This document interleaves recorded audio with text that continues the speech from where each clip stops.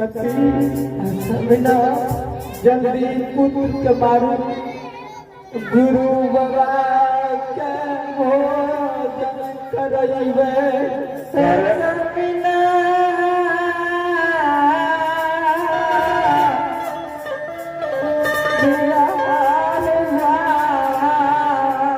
सती सबना आँख से आंसू की बहेबे सबना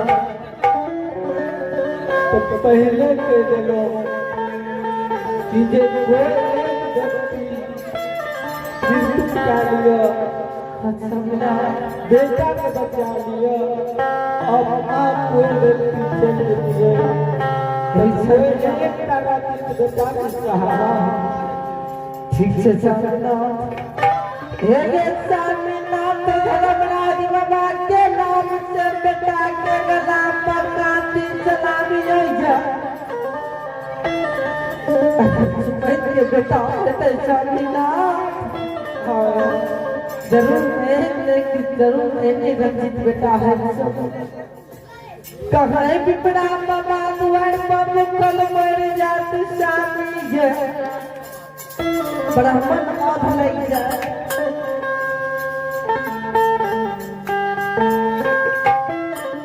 हे दुलारिया है गुरु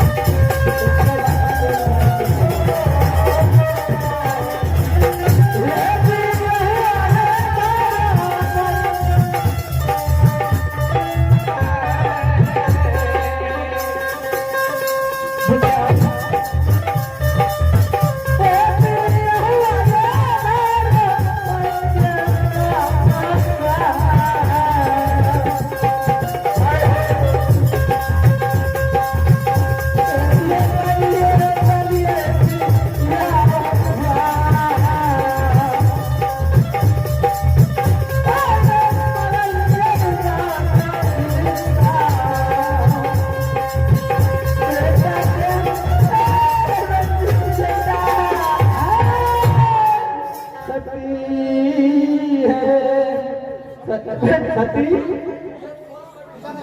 सती बेटा के काट दिए चला चला मधुमक्खी बनाओ के जल्दी से तैयार करो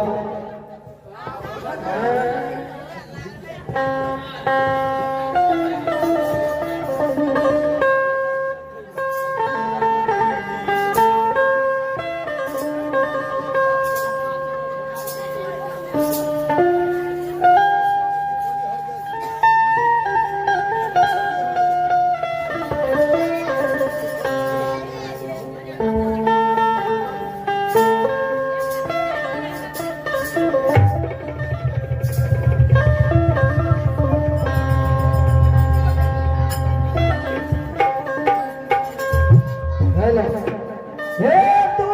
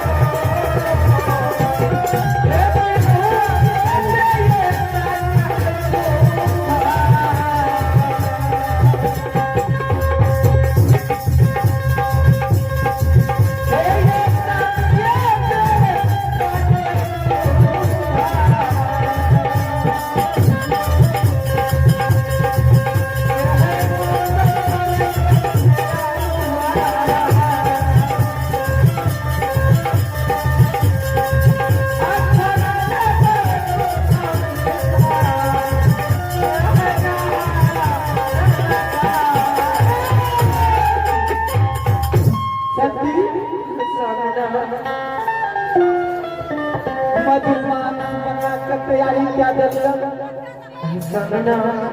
जल्दी से ना जैसे चूल्हा के भोजन तैयार कर दियो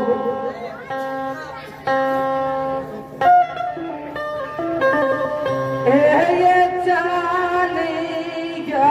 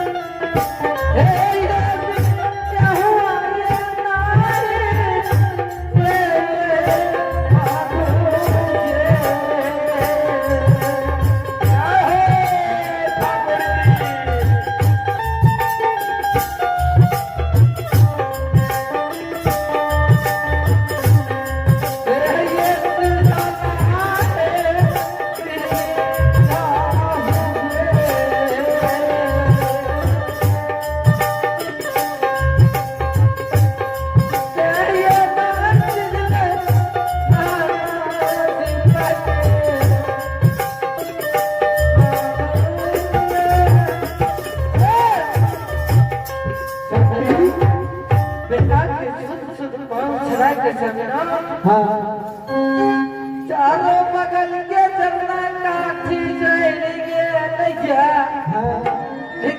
बेटा गान नहीं सिखाइए सामने और कोई उपाय करो चलो गुरु भगवान पास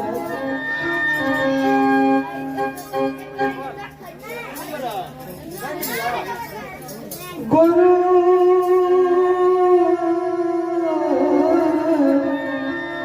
बाबा गुरु भगवान बेटा कमाए मधुमास तैयार कलिया लोहिया में देख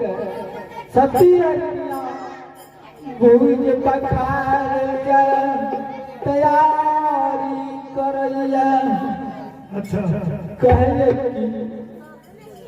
जे सारा चालावन जितना रहे सारा जोड़ के राख गेले लेकिन मधुमास एक रति भूल दोगे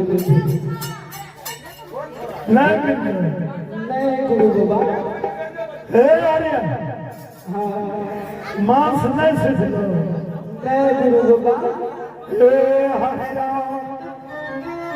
रे हरि दिया क्या पाया काग चुइले में लगा दबा पावे रंजित बालक के मधुमोसी शक्ति ऐसा मेरा की करबे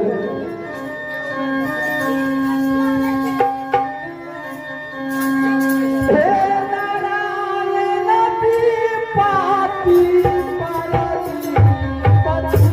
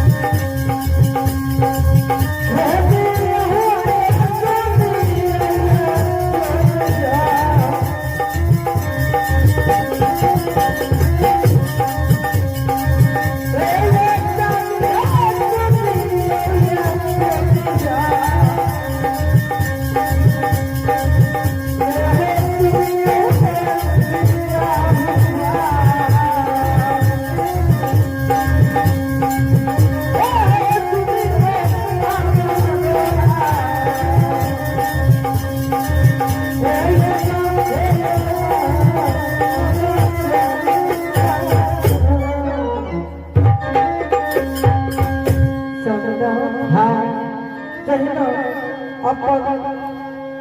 नया टांग चूल्हे में लगलिए है चाबी गे वही ना सीज गेल सजना सीज गेल हमर सजना सती है सती सजना जब मधुबन सीज गेले तो गुरु के ज्यादा के जाइए पत्थर के टूटे छे परोसा लगाबो ठीक ठीक सजना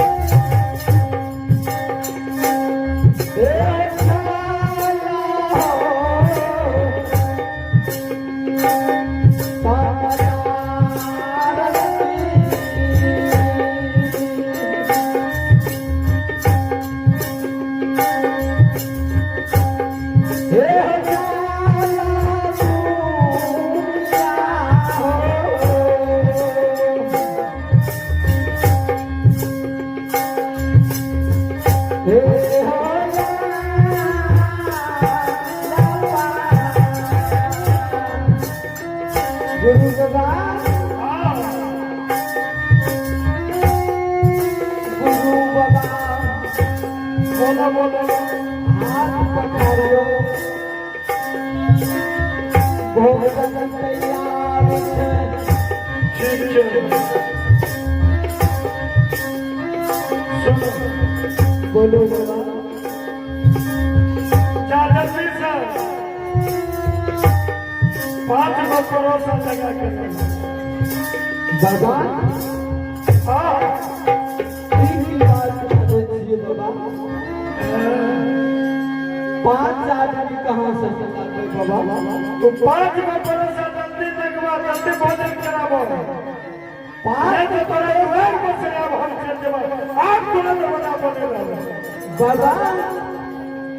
5 परोसा हम पे लगा देवे लेकिन 5 आदमी हम कहाँ से लेवे तो परोसा पहले लगवा तो 5 आदमी छे बाबा हाँ तू मूर्ति बाबा अपने छिए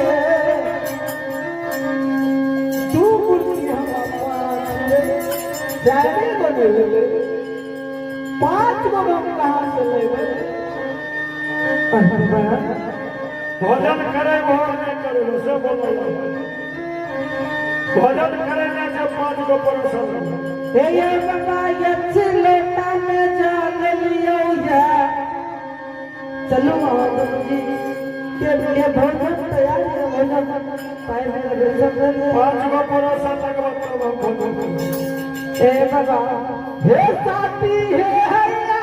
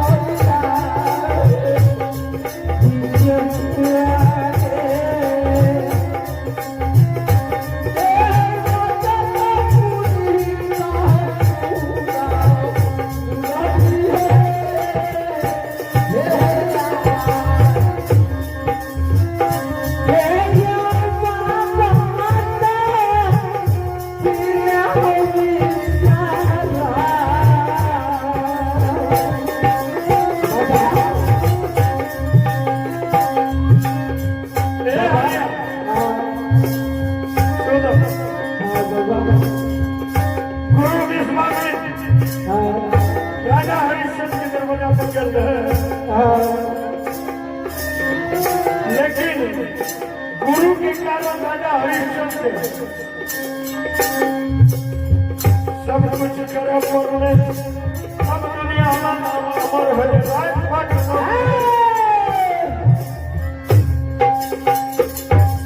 बाबा हाँ आज सब आसन ग्रहण करिए 5 थाली में परोसा लगा देते ठीक है आसन ग्रहण करे छी लेकिन परोसा 5 गो लगा बैठो महावीर जी बैसियो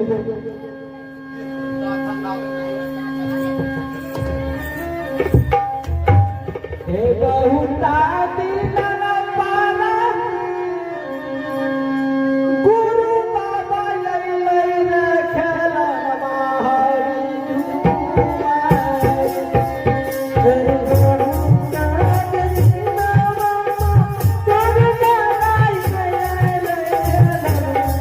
Thank you.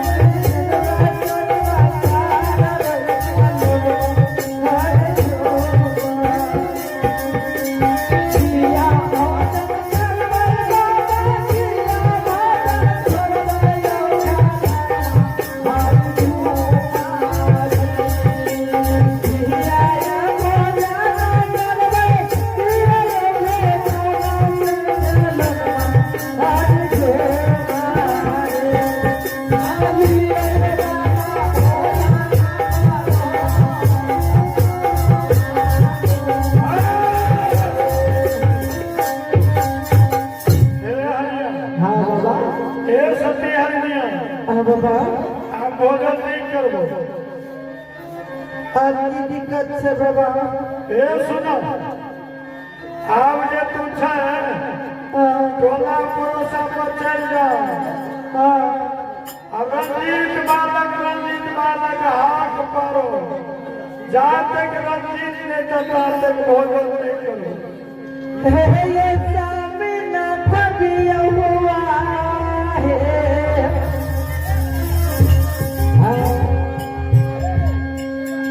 और हम समाज के साथ ये सामना जे बेटा के मार के मधुबान से बनलिए या साथी जे हे गुरु बाबा बात जो भरोसा लगलिए दू मूर्ति अपन छिए दू मूर्ति हम छिए आज को भरोसा के मतलब जान लो नहीं दू मूर्ति जब छिकरे करियो एगो रंजीत बालक छै रंजीत बालक के दूगो मित्र छै हाय बाबा भोजन नहीं करते चल जा घूम के रंजीत बालक के संगे गगरिया के सती के जल्दी ना सन्ना तीन बचन गुरु बाबा बचन गुरु बाबा के सामने में अपना पुत्र के काटी से काट के बाद भोजन बनाए चीज बना के सुना के वो बेटा हम कथा सुना कथा महाराज का गुरु अरे जा